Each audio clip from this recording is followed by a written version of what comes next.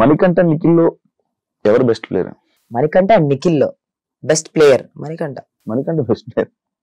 Smart player ఏమో. Smart yeah అంటే at least కొన్ని at least some times is very transparent. At least some times Nikhil most of the time safe, అంటే అందరి దగ్గర మంచిగా ఉండాలి అన్న తనది ఏదైతే థాట్ ప్రాసెస్ ఉందో దానివల్ల పాపం తనకు కొంచెం ఎక్కడో గేమ్ డౌన్ అయిపోతుంది. తను కొంచెం స్ట్రాంగ్ గా మాట్లాడితే తనకి పార్టీకి క్రేజీ ఫ్యాన్ బేస్ వచ్చేదేమో అని నాకు అనిపించింది. Yeah so I think Manikanta because he's little local about problems. విష్ణుప్రియలో మీకు బాగా నచ్చేది? Very pure by heart. నచ్చండి నోటిదుల నిజంగానే నోటిదుల కాదు. యష్మి ప్రేరణలో ఎవరు?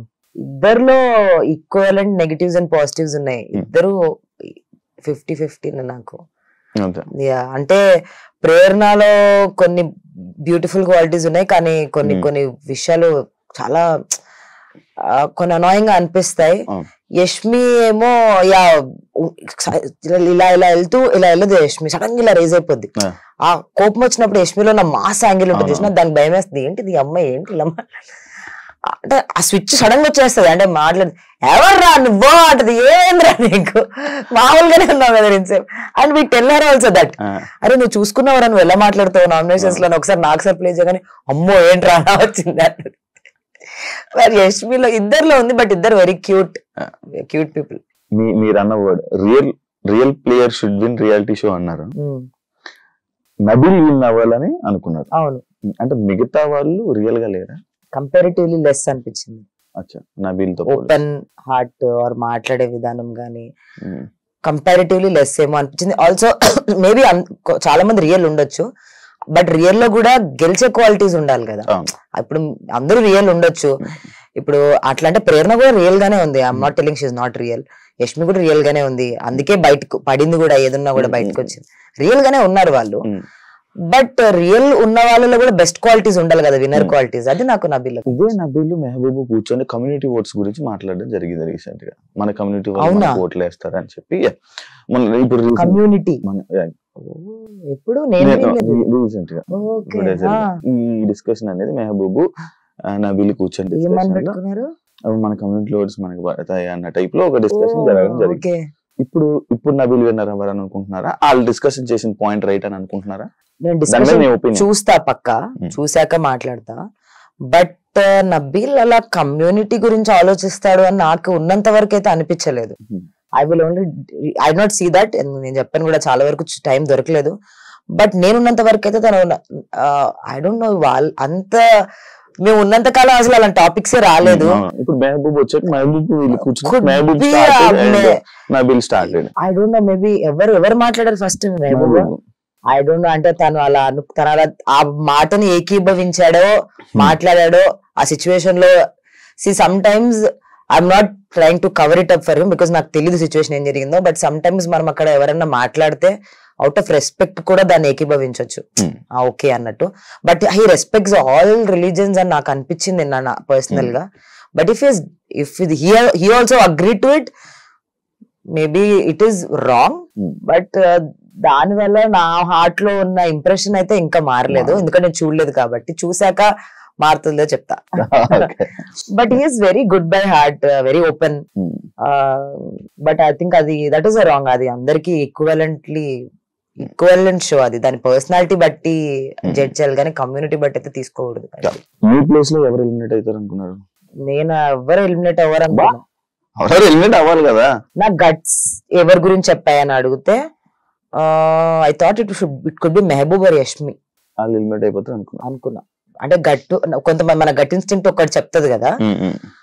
So it could B Yashmi. ఎందుకంటే అంటే నాకు అప్పటి వరకు యష్మి మీద డౌట్ లేదు. బట్ వైల్డ్ కార్డ్స్ వచ్చి తను నామినేట్ చేస్తున్నప్పుడు ఈ నామినేషన్స్ తనకు నెగిటివ్ అయింది బయట, బికాస్ క్లియర్ గా అర్థమవుతుంది 6 మంది తన నామినేట్ చేసినప్పుడు. అండ్ అది కూడా మణికంఠకి చేయకుండా తనకు చేస్తున్నప్పుడు నా అనాలిసిస్ ప్రకారం యష్మి బయటకు నెగిటివ్ వెళ్ళింది because of nominating Manikanta every week. Target చేసినట్టు మణికంఠ అని అనిపించింది. సో ఆ టార్గెటింగ్ ఈ విషయంలో మేబీ యష్మి నెగిటివ్ వెళ్ళిందేమో అని నేను అనుకున్నా. బయటకు వచ్చాక ఏమైంది? బయటకు వచ్చాక కూడా తప్పు అనిపించింది. అంతేం లేదే లోపల అన్ని నామినేషన్ చేయాల్సిన అంత అవసరం లేదే యష్మికి అని అనిపించిందా? లోపలే అనిపించింది నాకు. ఎందుకనంటే యష్మి పెట్టిన పాయింట్స్ ఏదైతే తన నేను ఎవ్రీ వీక్ నామినేట్ చేస్తా అని తప్పే, 100% తప్పే. అండ్ ఇది వర్కౌట్ అవ్వదు రివెంజ్ అన్నది, ఇది గేమ్ షోలో. కానీ తను అలానే ఆడతాను అని అంటే ఓకే, మేమందరం కూడా ఓకే అని అన్నాం. బట్ బయటకు వచ్చినాక నేను చూడలేదు. బట్ లోపల అయితే నాకు అలా అనిపించింది, యష్మికి ఏమైనా చాలా నెగిటివ్ అయిందేమో దట్ సిచ్యువేషన్. సీజన్ 3 లో సేమ్ జరిగింది. అవునవును, శ్రీముఖి రాహుల్ అది లాస్ట్ వరకు కంటిన్యూ అయితేనే ఉంది. రాహుల్ అవును చూసాను నేను, I saw that season. Rahul Sipligunj winner అయ్యే వరకు చూసా, ఇద్దరే ఉన్నారు కదా టాప్ 2 లో కూడా. వావ్ అనుకున్నా. According to you Bigg Boss show అంటే ఏంటి? Reality show. మరి నాకు అకార్డింగ్ టు మీ టాస్క్ ఇవన్నీ సెకండరీ. ఆ షోలో నీ పర్సనాలిటీ ఇన్ అండ్ అవుట్ బయట పెట్టి నువ్వు నీలా ఉండి గేమ్ ఆడి గెలవడమే ఇస్ బిగ్ బాస్ షో. అది నీకు అర్థమైంది? నాకు అర్థమైంది షో. ఇంకా దానికి మించి ఆడియన్స్ నిన్ను ఇలాగా యాక్సెప్ట్ చేయనప్పుడు ఇంకా ఒకవేళ నువ్వు రియాలిటీ షోకి వెళ్ళావు, నీ పర్సనాలిటీ నచ్చలేదు, ఫేక్ ఎలా చేస్తావు నీ పర్సనాలిటీని? రియాలిటీ షో అని పేరెందుకు ఇంకా దాన్ని? సో నాకు రియల్ గా ఉండాలి, రియల్ గా ఉంటేనే ఈ షో గెలవాలి. నేను రియల్ గా ఉంటూ ఈ షో గెలిస్తే ఓకే. అండ్ ఎక్కడో రియల్ గా ఉన్న వాళ్ళు గెలవాలని నాకు ఉంది. బెస్ట్ చీఫ్ ఎవరు అనుకుంటున్నారు? Best chief till now Nabeel. Nabeel మంచి కార్నర్ ఉన్నట్టుంది, లైక్ మంచి ఒపీనియన్ ఉన్నట్టుంది Nabeel. Because I saw him very closely కదా. మిగతా వాళ్ళ అందరి చీఫ్స్ లో ఉన్నా నేను. అఖండ క్లాన్ ఉన్నప్పుడు నేను చూసాను యష్మిని, అదైతే ఇంకా వేరే లెవెల్ ఉండే నాకు అప్పుడు అఖండ క్లాన్ మీద. అసలు that was not at all accepted. Nikhil's chief was first కొన్ని రోజులు చాలా మంచిగా అనిపించాడు. నేను అందుకే వెళ్ళాను కూడా వాళ్ళ క్లాన్ కి. కెరటంలో వాళ్ళు అలా ఉండడం వల్లనే వాళ్ళ క్లాన్ కి వెళ్ళాను నేను. ఆ అబ్బాయి నన్ను చూస్ చేసుకోకుండా నిఖిల్ని చూస్ చేసుకుని. బట్ వెళ్ళాక ఈజీలీ ఇన్ఫ్లుయెన్స్ అయిపోతాడు క్లోజ్ సర్కిల్ నుంచి. అంటే ఒక డిసిషన్ తను స్ట్రాంగ్ గా చెప్పలేడు. నీ మనసులో ఏమనిపిస్తుంది అంటే ఒక్క నిమిషం ఆగు అని అన్నట్టు. ఆ మనసులో ఉన్న మాట చెప్పడానికి ఎంతసేపు, మాట మాట్లాడడానికి కూడా వేరే వాళ్ళతో డిస్కస్ చేసి మాట్లాడడానికి ఇంకా చీఫ్ క్వాలిటీస్ ఎక్కడుంది? అది Naini because she's very young, she has opinions ఉన్నాయి తనకి, బట్ తను గట్టిగా చెప్పలేకపోతుంది. తెలుగు ప్రాబ్లం చిన్నదయ్యి అందరు పెద్దవాళ్ళతో మీరెందుకు ఇలా ఉన్నారు నాకంటే పెద్దగుండే అని అంటారు. సో తనకి ఆ చిన్న పెద్ద అన్న థాట్ లో పెద్దవాళ్ళకి ఏం అనలేక గట్టిగా మాట్లాడలేక తను ఆపేసుకుందేమో నాకు ఇప్పటి వరకు ఆ ఫీలింగ్ ఉంది. చెప్పాను కూడా తనకి చాలా సార్లు, దిస్ ఇస్ నాట్ ఏజ్, అందరు ఈక్వలే, రెస్పెక్ట్ ఇచ్చి కూడా నీ పాయింట్స్ పెట్టొచ్చు అని చెప్పాను. బట్ లాంగ్వేజ్ వల్ల రెస్పెక్ట్ పోద్దేమో అని కూడా తనకు ఉన్నింది.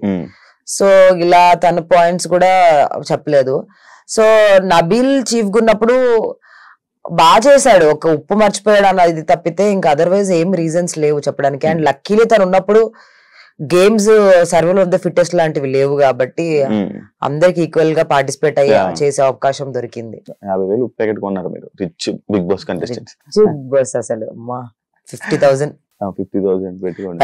ప్యాకెట్ వచ్చాక కనుక రేట్ చూసాం 28 రూపాయలు. ఎన్ని సంవత్సరాలు ఉప్పు తినొచ్చా అన్నది. కానీ ఎవరో అందరి తర్వాత ఎవడో ప్రైజ్ మనీ మనం ఎందుకు ఉప్పు వేసేయాలి అని ఆ ప్రైజ్ మనీ నాకు కావచ్చు కదా అంటే 50,000 కదా రేపు పర్లేదు తీసుకోండి.